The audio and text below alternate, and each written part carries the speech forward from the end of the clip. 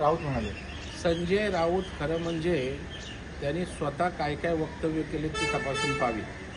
वंशजांचे छत्रपतींच्या पुरावे मागणारी अवलाद संजय राऊतांची आहे.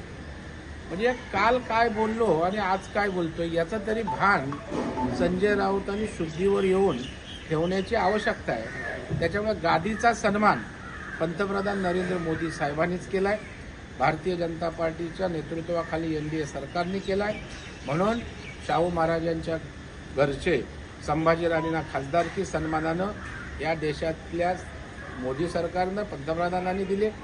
उदयनराजेंना त्या ठिकाणी सन्मान या देशाच्या भाजप एनडीए सरकारनं केलंय. हे देशवासियांना माहीत आहे आणि छत्रपती घराण्यावर प्रेम करणाऱ्या जनतेला माहीत आहे.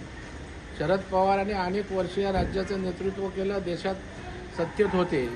काय तुम्ही गादीचा मान राखलात हे सगळे पाहतायत. आणि त्याच्यामुळे तसं जर असतं तर राहुल गांधी त्यांच्याकडे गेले असते, उद्धव ठाकरे गेले असते.